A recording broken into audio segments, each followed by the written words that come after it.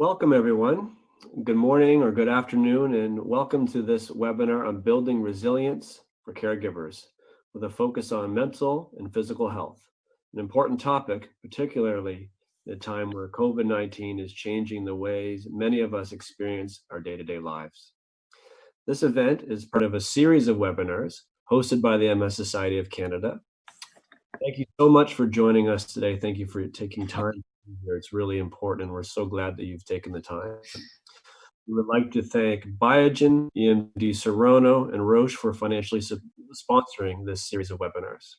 My name is Benjamin Davis, Senior Vice President of Mission for the MS Society of Canada, and I am very happy to be moderating this webinar while hiding from my children in my basement in Hubbards, Nova Scotia. A few housekeeping notes. The webinar is being recorded for future viewing on our YouTube channel.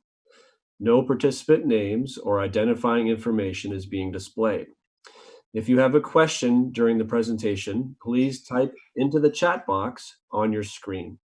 Questions in both languages will be sent to me, the moderator. We will try to get to as many questions as possible, but please note that responses to common questions regarding MS and COVID-19 are available on our website.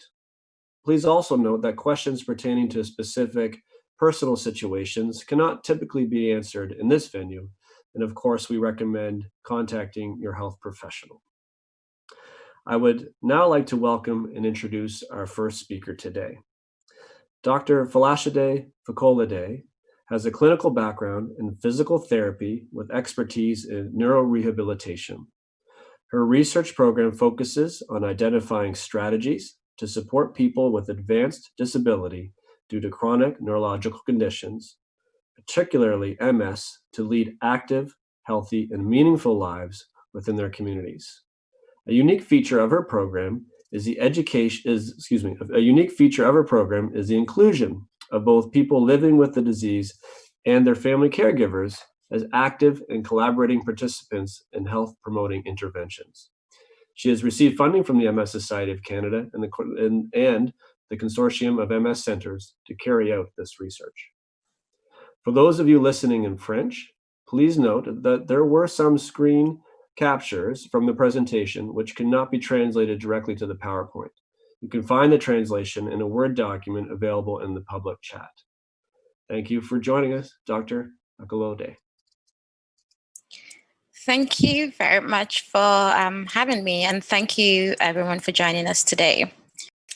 To give a brief overview of my presentation today, I will start by offering a definition of resilience and then talk about building resilience, specifically focusing on how physical activity as an important factor that contributes to resilience. And then I'll talk a little bit about how to promote physical activity for MS caregivers, both in general and in the context of COVID-19. And I will end by highlighting some key take-home messages. So in terms of defining resilience, there is general agreement that resilience refers to positive adaptations to adversity or stress. But there's very many different perspectives on how exactly to define the concept of resilience. And I particularly like this definition that was offered by Professor Anne Mastin, who is a professor of developmental psychology and has done a lot of work in the area of resilience of families and children. And she defines resilience as the capacity or the system, whether that system is a person, a family, or a community, to adapt successfully to challenges or stresses like the COVID-19 pandemic that we're in right now that threaten the functioning, survival, or positive development of that system. And so that ability to adapt and know that there's life beyond the adversity. And when we look at the context of MS caregivers, this systematic review was one of the very first ones published many years ago that looked at the needs and experiences of caregivers of people with MS. And what they showed was that caregivers of people with MS report increased caregiver stress, and that there's many ways that this caregiving stress can manifest. For instance, poor mental health outcomes like increased anxiety and depression, poor physical outcomes like like fatigue, things like sleep disorders, and social outcomes like social isolation and poor quality of life. And so resilient caregivers in this context will be people that are able to adapt to this ongoing caregiving stressors in a way that they're able to continue their caregiving responsibilities with lower health risk. So what I want to do over the next few slides is talk about physical activity and how that can promote the resilience. In terms of defining physical activity, simply it's any body movement that uses more energy than when you're at rest. And there are very many ways in which we can be physically active. We can be physically active through lifestyle activities. So things like gardening or other household activities will fit within the lifestyle category. We can also be active through leisure time physical activity, and that's where you would find your traditional exercise options. So things like aerobic activity or strength training activity will be categorized as leisure time physical activity. So one of the very common questions that we're asked when we talk about physical activity is how much physical activity do we need as adults? And the Canadian Physical Activity Guidelines suggest or recommends that adults who are between the ages of 18 and 64 should accumulate at least 150 minutes of physical activity per week. And they also suggest that to add strengthening activities to this mix. When we look at adults that are older than 65, so older adults, we find a consistent message. It's the same message about the amount of minutes of physical activity. The only difference is that older adults are encouraged to add balance and strength training activities that prevent falls. So I will say at this point, I think it's important to highlight that when these guidelines were published about a decade ago, they were published on the best available evidence at the time. We now know from other research that has more recent research that even light activity has beneficial impacts. And so the message here is that any movement is good. Anything is better than no physical activity. The other thing I want to highlight is that we now also know that aside from physical activity or aside from being physically active, we also need to be conscious about sedentary behavior. And this is very important in the context that we're in now. A lot of people are being more sedentary. A lot of people are spending more time on screens and as for work and for leisure. And so being able to modulate the sedentary time and break that time and do some activity. So I think the consistent message with the physical activity guidelines is that any activity is good, is that we need to get moving, and even light activity has beneficial impacts. And when we look at the benefits of physical activity in the context of caregiving in particular, there's not a lot of evidence, there's not a lot of research that's been done in this area, but these two systematic reviews have been published over the last couple of years, and they looked at the psychological effects of engaging in physical activity among caregivers in general, and also the effects of physical activity on mental and physical well-being of caregivers of people who have chronic illnesses. And what these systematic reviews show is that there is benefits of physical activity on physical fitness, so things like strength, endurance, energy levels. There's also benefits on mental health outcomes. So caregivers in this studies reported improved depression, improved anxiety, improved mood, and improved sleep quality. We also saw that there's impact of physical activity on modulating the risk of chronic diseases. So things like helping to manage blood pressure, helping to manage weight, as well as social impact. So we saw that physical activity in the studies were associated with increased social support or perception of social support and reduced social isolation. So I want to highlight that these same variables are associated with caregiver stress that we talked about earlier. And so physical activity is able to help with management of caregiver stress. When we look at how, in the context of resilience, how physical activity might help promote resilience, we know that physical activity helps with immune response. So when you think about your immune system as a bank, and it helps you to have some resources in that bank so that when things happen, you're able to go to that bank and leverage those resources that you have. So what physical activity does from studies that we know is that it helps to build the immune system in readiness for stress so that you have that bank of or reserve of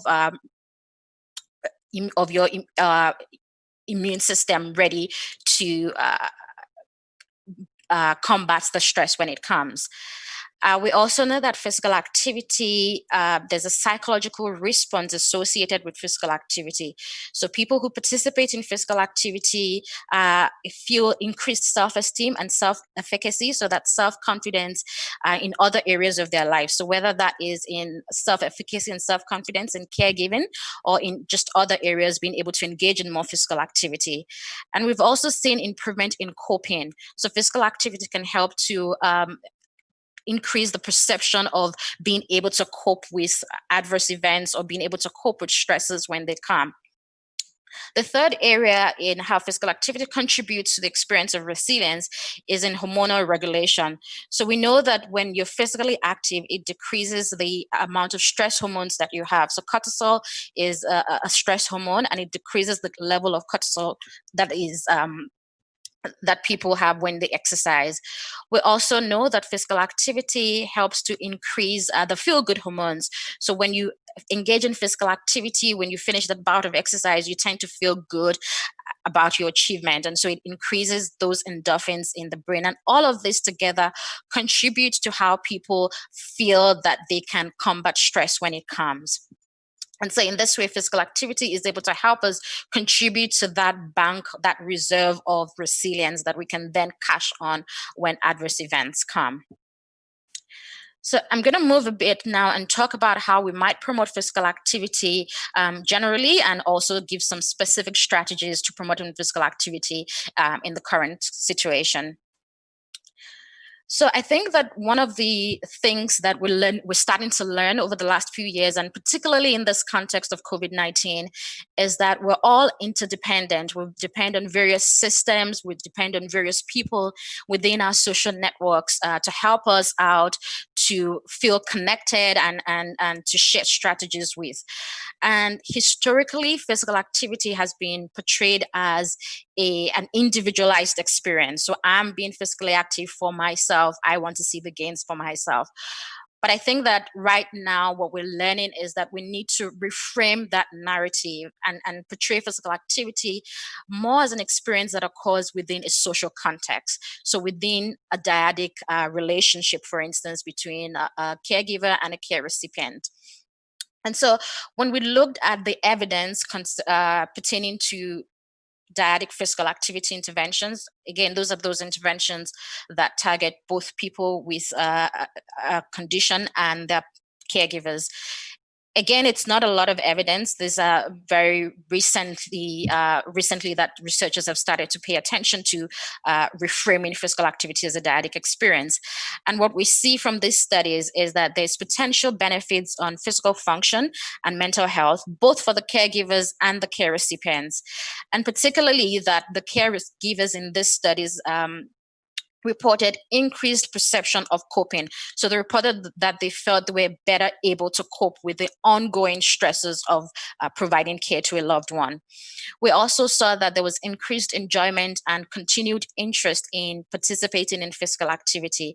And this is important because it's one thing to participate in a study, or it's one thing to start a physical activity program, but it's another thing to continue that program long term and such that it becomes a way of life. And so we saw from these studies that involving a spouse or involving a partner, involving a friend, involving someone within your close social networks helps to bring that feeling of enjoyment and that interest in continuing to be physically active. So how can you leverage this dyadic relationships, or what is the recipe for ensuring that you're engaging, you're leveraging your dyadic social context to engage in physical activity? So we did a systematic review just last year to look at some of the techniques that are used in health interventions generally, including physical activity, that target both people with chronic neurological conditions and their caregivers.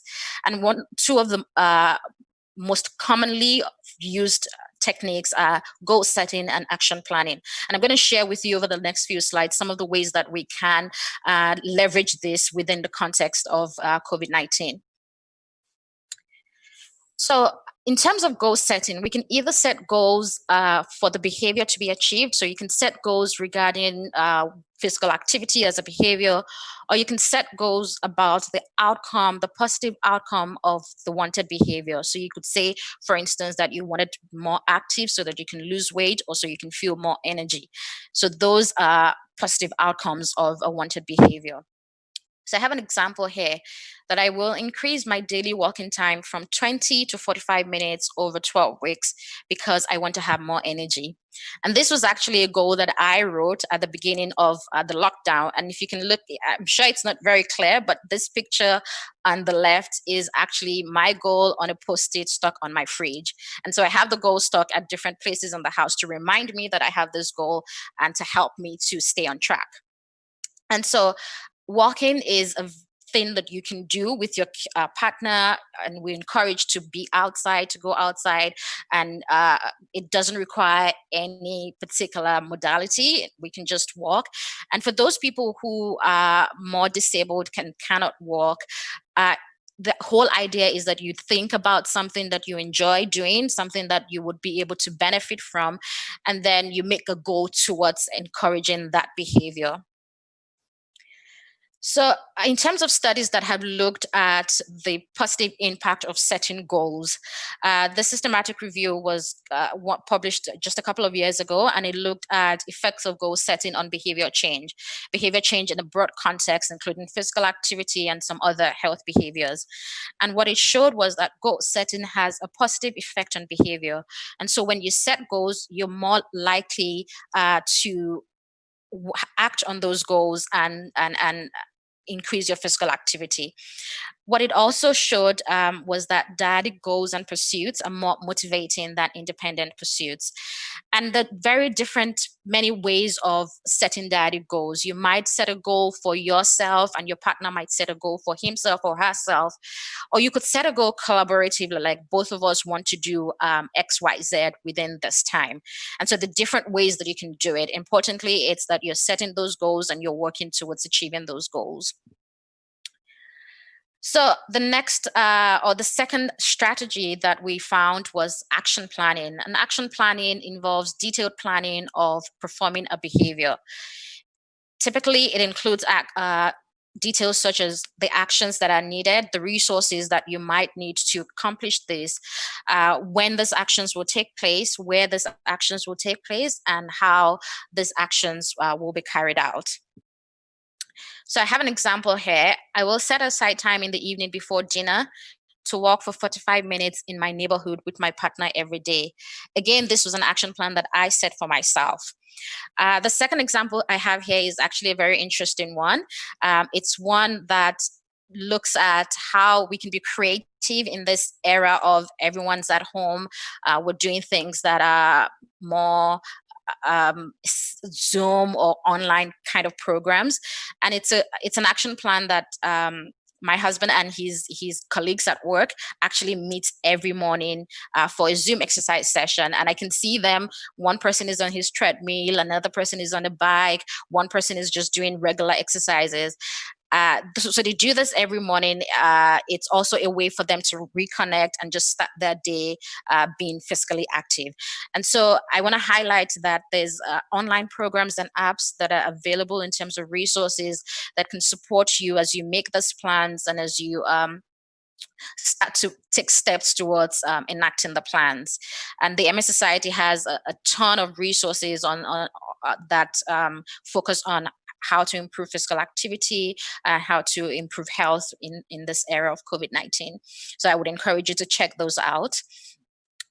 when we looked at the research that examined action planning in terms of physical activity, what we saw again was action planning increases the likelihood of success. So when you set an action plan that is clear, that is specific, you're more likely to follow through and take steps to make sure that you're engaging in physical activity. We also saw that dyadic versus individual planners were more successful in carrying out their plans.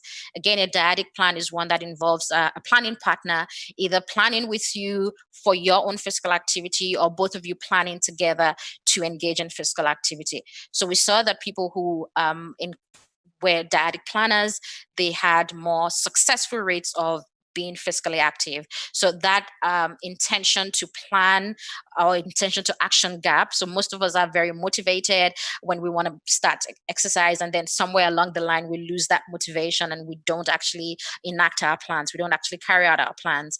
So they found that if you engage a partner in planning, you're more likely to be able to close that gap between your intention and your actual carrying out the plan. So, in terms of take-home messages, I hope that the message is clear that we can't build resilience without being challenged. And so resilience and challenges and adversity and stress, they go together. And the more that we engage successfully in managing those challenges, the more our resilience grows. The other thing that I want to highlight or talk about is that resilience can be fostered, and there's ways that we can build our resilience. Most importantly, physical activity plays a very important role in encouraging or in building or fostering that reserve of resilience that we need to um, adapt to situations that are stressful when they come our way, and that there are guidelines and resources that exist on how to become physically active in a manner, in a way that suits you. And there's a lot of creativity around this times in just finding those options that work for you and being able to engage in physical activity in a way that you're doing something. You don't have to all walk for the 150 minutes, but any movement is good in this times. Thank you. Wonderful. Thanks so much, Dr. Facolade. It's really wonderful to see all of this work. Fantastic context and really practical tips as well. Any movement is good. That really stands out for me, and the fact that physical activity promotes that bank of resilience is very. So thank you so much. And for those of you who are submitting questions, we will have an opportunity for questions at the end. But to complement the physical activity focus, we have also invited mental health educator Rebecca Higgins to provide some insight and tools on caregiver resilience from a mental health and wellness perspective. Rebecca Higgins has worked in community and social services for over 18 years, specializing in mental health education since 2010. She has designed and facilitated workshops and webinars for a wide range of groups. Rebecca has also served as a panelist and presenter at conferences, delivered keynote speeches on mental health, and provided consultation support to community mental health initiatives. She has a master's degree in social work and a BA in English. Her first book, a collection of short stories called The Colors of Birds, was published in 2018. Welcome, Rebecca. Thank you very much. Thank you. So today, thank you everyone for being here. Thank you so much to my co-presenter. I too love that piece around the resilience bank and the idea of something is better than nothing. That's going to tie in quite nicely with what I'm talking about here as well. So,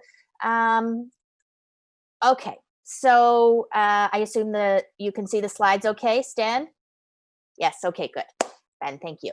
All right, so my first tip is to be flexible with your expectations. So I think this is helpful anytime for caregivers, for anybody experiencing stress, but particularly in this pandemic moment, I'm finding that what we are usually able to achieve, the way our lives usually look, that's much different from where we're at now.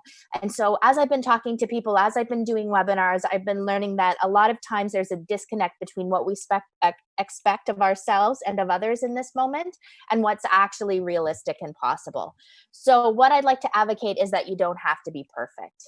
You just have to get through the day right now. It is okay if you are not able to care or exercise or create or study or work to the same degree that you usually are. Something is better than nothing.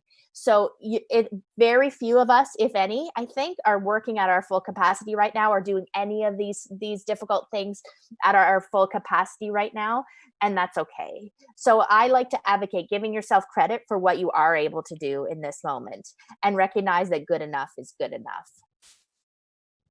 My next point is to recognize what's within your control and what is out of it. So this is easier said than done anyways.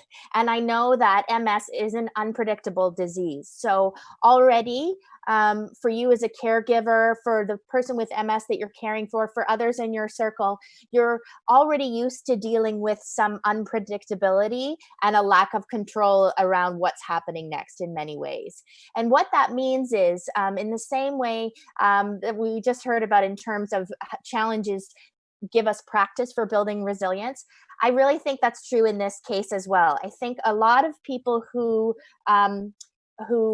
have various things in their lives, including existing stressors prior to the pandemic, in some ways it makes things more difficult, but also in many ways, a lot of folks already have some equipment. That's how I've been thinking about it. So for example, someone with anxiety doesn't necessarily, in my experience, hasn't necessarily meant that their anxiety has worsened in the context of the pandemic. Sometimes people find that they already have a lot of strategies in place. They already have some tools at their disposal. They already have some practice dealing with this. So in terms of the trying to recognize what's within your control and what's outside of it, this is something that some of you already may have practice with because of the unpredictability of the disease and because of the various difficulties that come with caregiving. So one of the things I suggest is either on your own or with others. Depending on your situation, this could be with your partner, with your parent, with your friend, could be with the individual you're caring for. So, or it could be a reflection exercise you do on your own, either just thinking through it or writing about it in your journal or finding some kind of outlet that works for you. So first, reflect on what's out of your control right now. So one of the things I've been wrestling with, is the difficulty when other people aren't physically or socially distancing, right? And so that can be very stressful. And the reality is we can't actually control what other people are doing. But what we can do is sort out how we socially distance. Think about what works for us and what's possible and what's manageable and what we can do. So other examples of things that are out of our control right now. So with regard to the pandemic, how long this will last, what's open and closed right now, what this means for the future. And of course, if you're thinking about caregiving for somebody with MS, there may be some concerns about what this will mean in terms of their long-term access to care. If there are some resources or supports they may be accessing ordinarily in person, or there may be other services that they're having difficulty potentially accessing right now, or the access has shifted more in an online way than in person. These are some of the things that might be out of control at the moment. And then the counterpoint to that is to reflect on what is within your control. So how we treat each other, what media we consume, the precautions we take inside our homes, when, where, and how we go out, these kinds of things. And so if any of you are like me and tend to get more controlling when we're more stressed, you may find that this is something that you've been experiencing, trying to sort out what's within my control and what isn't. And I really believe that a lot of us have default stress mechanisms that help protect us in difficult times, but also can get us a bit stuck depending on the moment. So again, I tend to be quite organized and, again, controlling. So for me, in this moment, that's sometimes quite comforting, actually, because I, for example, can organize some aspect of my desk. There are some things that I can control while recognizing that actually there's a lot of things right now that are out of our control. And that's always the case, but I find that is sort of in this pandemic moment, that's highlighted in a particular way that maybe we haven't necessarily experienced quite like that before.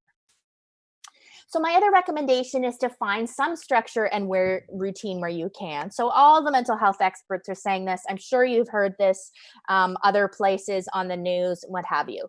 So I really think some routine is helpful, but I also wouldn't want you to get too bogged down in a tight routine if it's not working for you. For me, something I was doing was writing in the mornings, and that was really working for a while.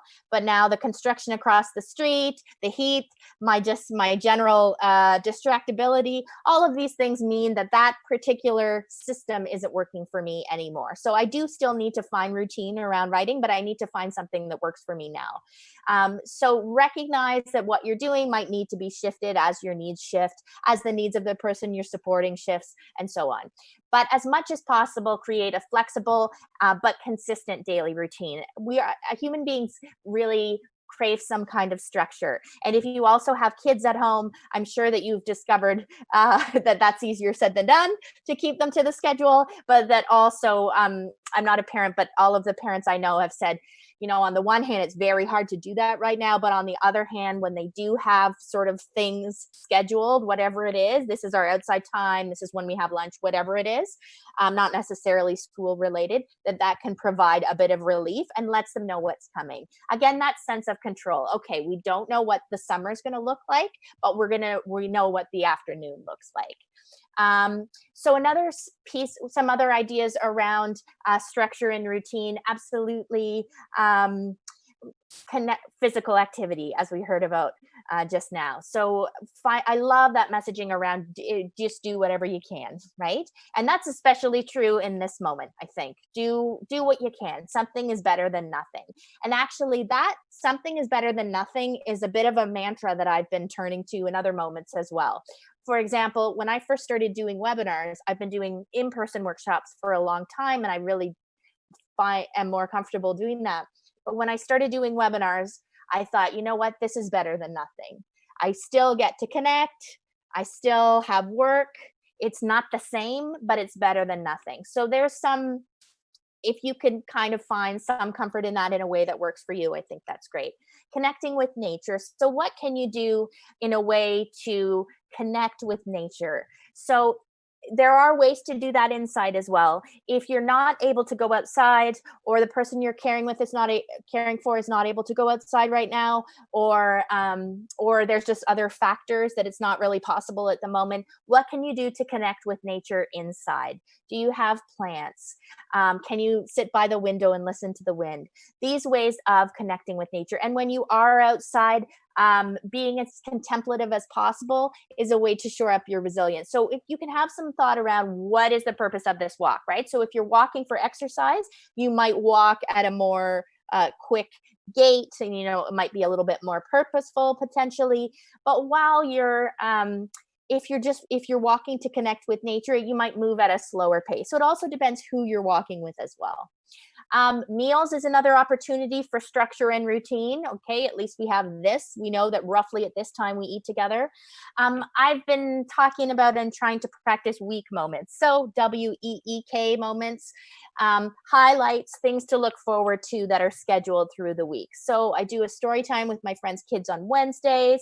I have a Zoom with a good friend of mine on Friday nights. So I have these things that kind of anchor the week and that help me with things to look forward to. So the idea here is what's already in your routine. I'm not asking you to have another to-do list. I'm not asking you to create something from scratch, not at all. What's already in your routine? And it can be the smallest thing.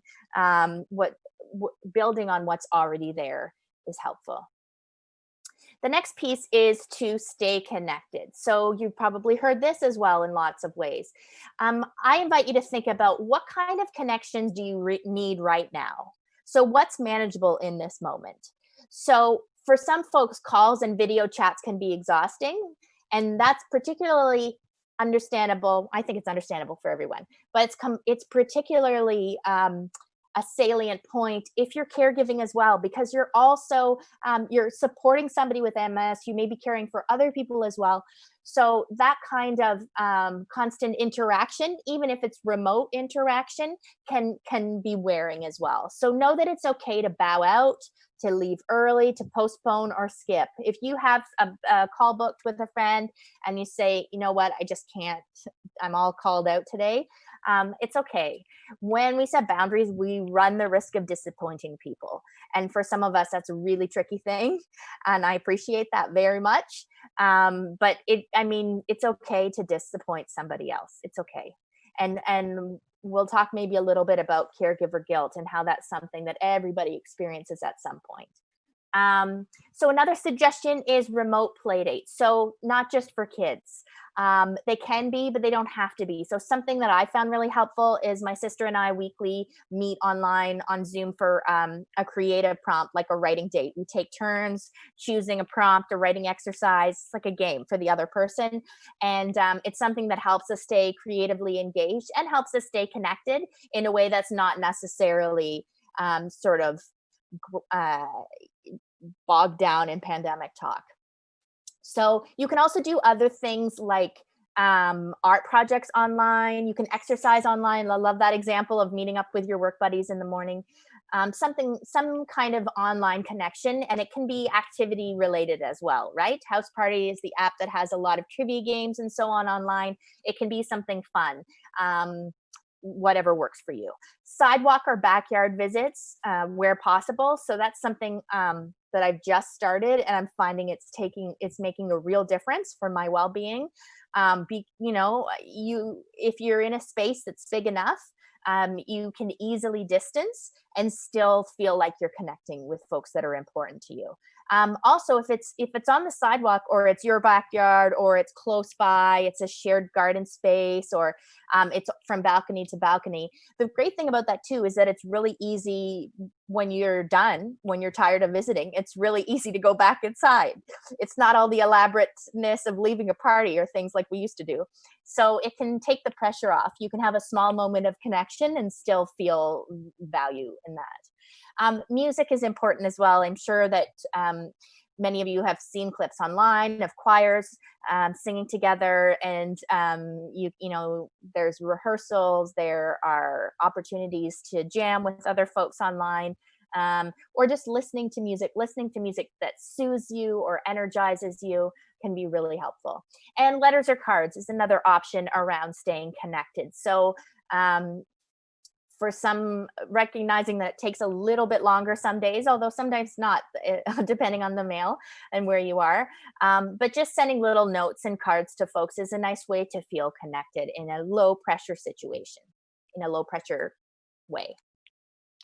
Okay, my other strategy is to prepare a contingency plan. So think about who's in the lifeboat. That's how I like to frame it, in terms of, okay, so if I'm supporting someone, if I'm caring for an individual with MS, I can't necessarily do all that on my own.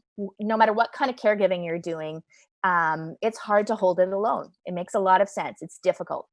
It's a lot of work, and we do better when we're supported. So who else can you get in the lifeboat? Or if there's no one in the lifeboat, what can you do to fill the lifeboat up a little bit?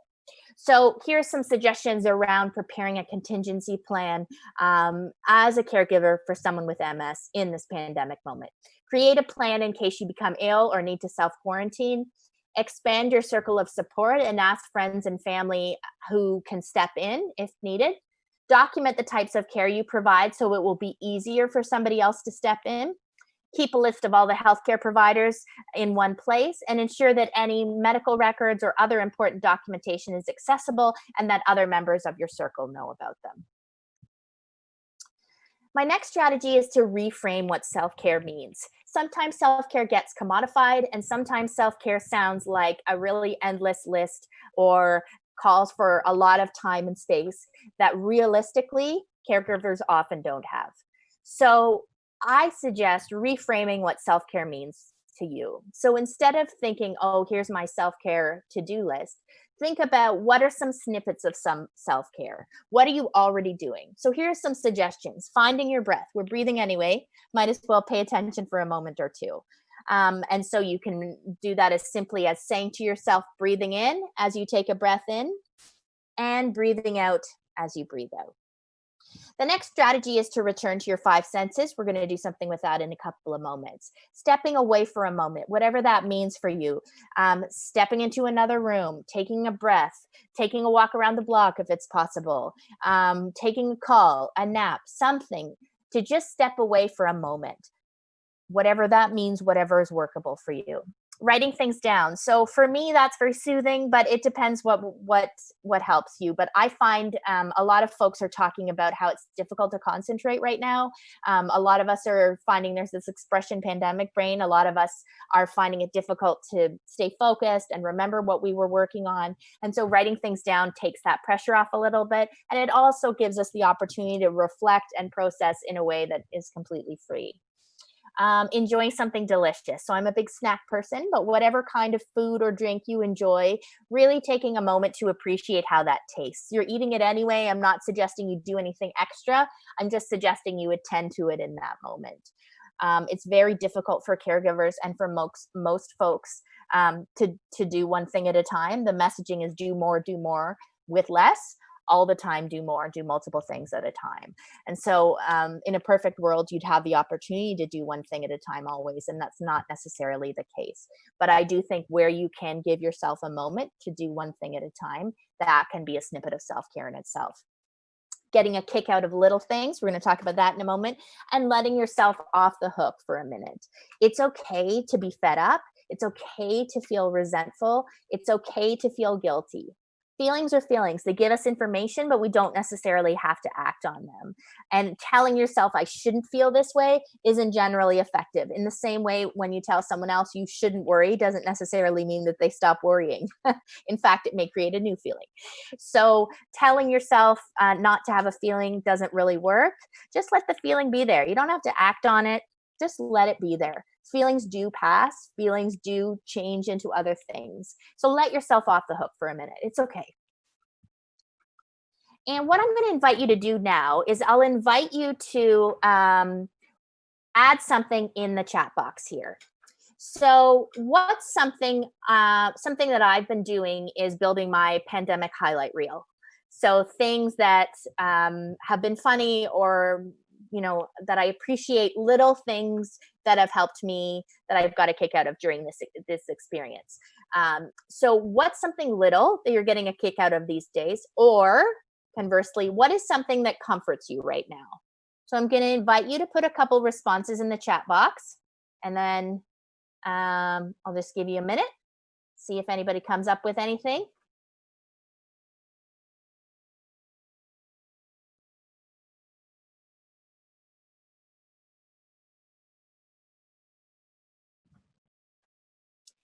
Shooting hoops with my kids. Okay.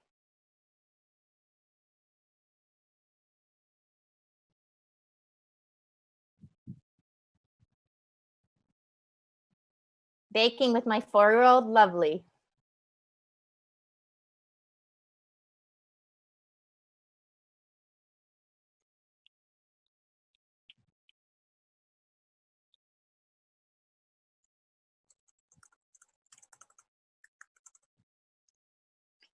Lovely. And yes, it's yummy food. Yep.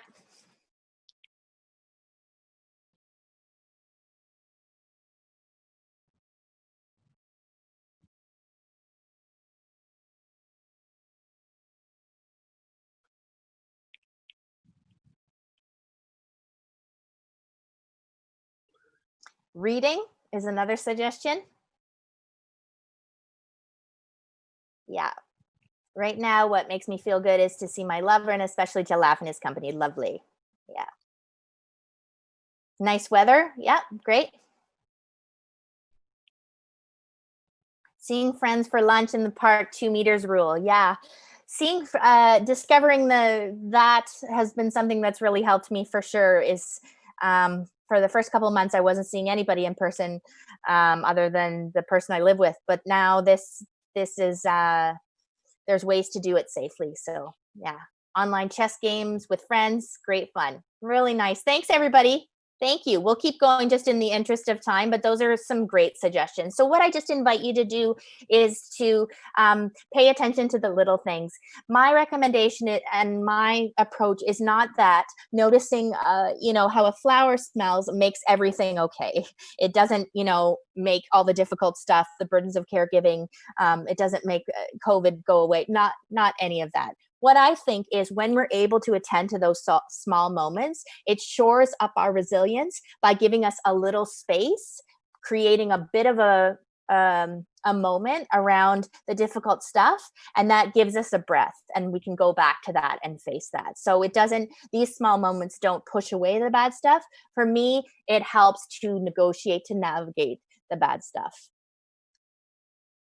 Okay, we're going to do a brief grounding exercise. Ben, are we okay for time? We're okay to do. Yeah, we are. Okay. So it's we have about 10 minutes. So we want to include a portion for questions. So a couple of minutes will be fine. Okay, perfect. Thank you. All right. So this is a grounding exercise. This is called 5, 4, 3, 2, 1. It's really easy. You can do it wherever you are. The first thing I'm going to invite you to do is take a deep breath in and out at your own pace.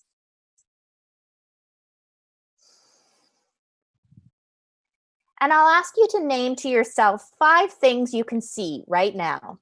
5 things in the room where you are.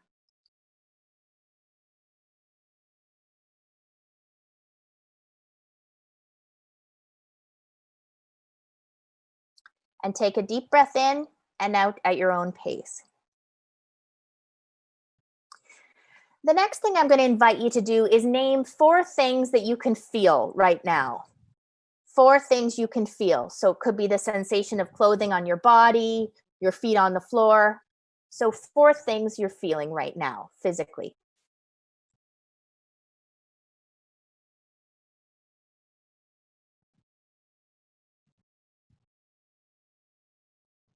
Next, I'm going to invite you to name 3 things you can hear.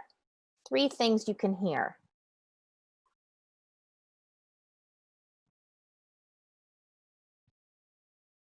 And breathe in and out at your own pace. Next, 2 things you can smell. This might be getting more difficult now. So try to name 2 things you can smell right now.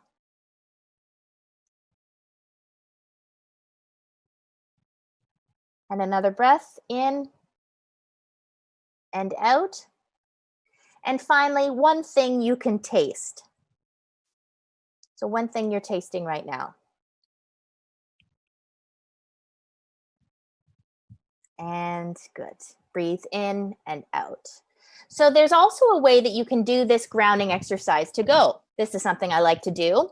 So it's almost building your wellness tool list in a way that is quite both concrete and simple to do.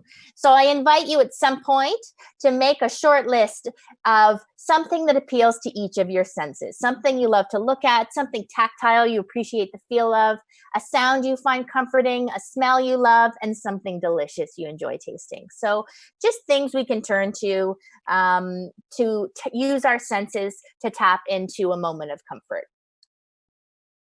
So I think we'll just combine the questions if that makes sense.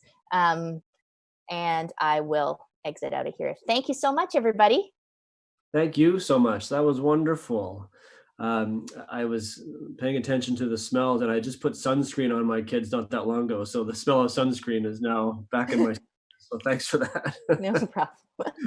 but more so, reflecting on what is and what is and what is not in one's control is really important. I really took note of that for sure. And I had a bit of a laugh at your weak moment comment. I think I've had both, right? Like Sure.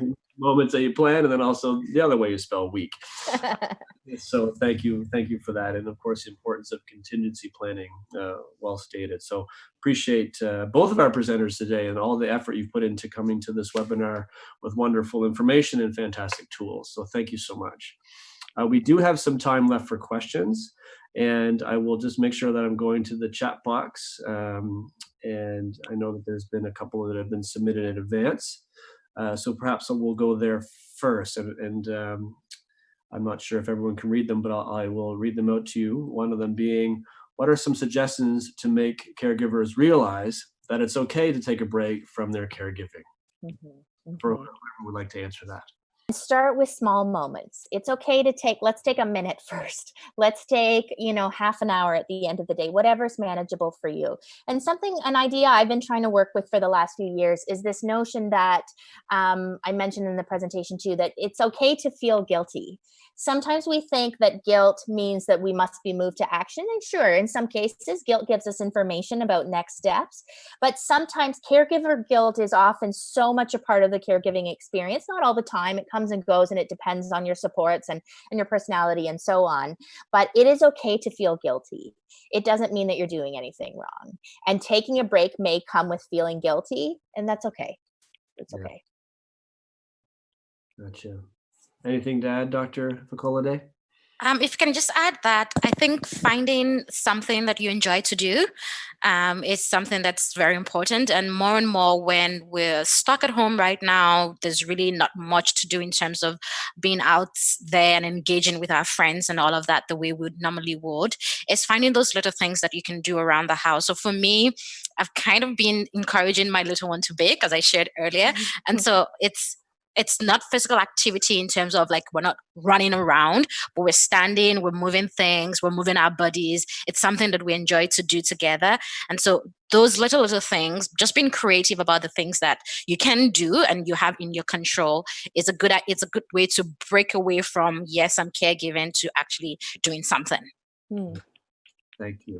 There was another pre-submitted question. Helplessness regarding pain and loss of mobility from my spouse, feeling guilty of living normally whereas my spouse can't. Is it a normal feeling? It's around loneliness.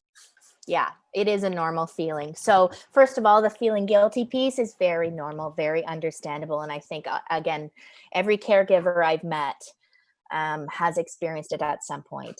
And I think that so it is a normal feeling. And I think there's some grief around that, right? If your spouse, if your partner is experiencing pain and has lost mobility, there's a disconnect there from the person that you potentially were with in an earlier phase of your lives, right? So sometimes we lament what was before, and that's okay. That's part of the process. That's understandable. It doesn't mean, and the loneliness piece is really central as well, because caregiving can be a very lonely experience. And something that I've noticed a lot that we do, no matter what kind of caregiving you're doing, is we kind of say, I don't have a right to feel this.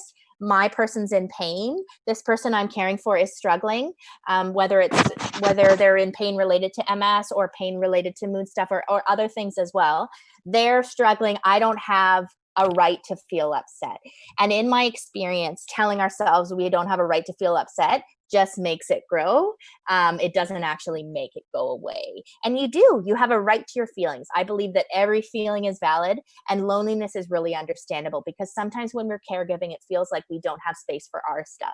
And so the thing is, who can you turn to talk about that, or what other tools? If it's not talking, obviously my whole job is talking about feelings, so I'm a big fan of that, but that's not for everybody. Physical activity, as we've been talking about, is a way to mitigate some loneliness, as well as other tools. So yeah, absolutely normal what you're feeling. Thank you. So Dr. Facolode, anything to add to that? The only thing that that was an amazing answer. The only thing that I want to highlight, and you said it, is connecting to others. So you can connect to other caregivers within your social network.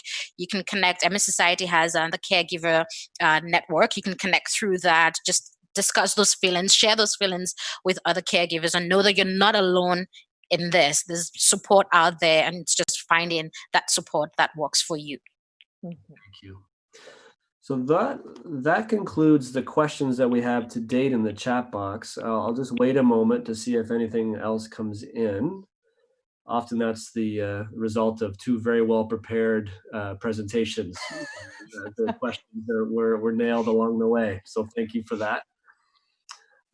So I don't see anything moving, and I am aware of our time. So I think I will start to close off. And of course, thank you to both of you. Aha, I jumped too soon. Okay, Dan got me. Okay. We will go to these. So first one, how to console someone who does not want to be a burden on their caregiver. Mhm. Mhm. Question? Yeah. That's a hard one. I think the feeling of feeling like that you are a burden is as common and shared amongst people who are being cared for as is those other feelings that we've talked about, guilt, potentially resentment, fatigue, and so on, that come with caregiver support. So it's I think the best way that we can alleviate that is to I don't want to be trite about it, but to take care of ourselves as caregivers as best we can. In my experience, I haven't cared for somebody with MS, but I have cared for a person in my family, and where I was most present was when I was able to step back as well. So in this moment, you might not be able to for lots of reasons, but again, coming back to that notion of reconnecting with peers who are going through something similar and getting other folks in your lifeboat with you. Thank you. I will, in the interest of time, go to the next question. So as a caregiver, I want to help. So where should I guess what should the limit be, or where should the limit point be in terms of where I must let her do what she wants to do and where I can help? Mhm. Sometimes she feels I'm doing too much and leaving her free to perform what she wants to do. I don't want to go first every time. I would say that it's a lot of trial and error and just finding out what works. And it's a lot of conversations around what can I do. And when I was in clinical practice, I saw this a lot where caregivers will want to do everything. And so it's always that negotiation around, can you take baby steps? Right? Can you do this little thing today and see that, yes, this person with MS has MS, but you can still do stuff, right? And so being able to let go and having those conversations and negotiating, this is how we need help.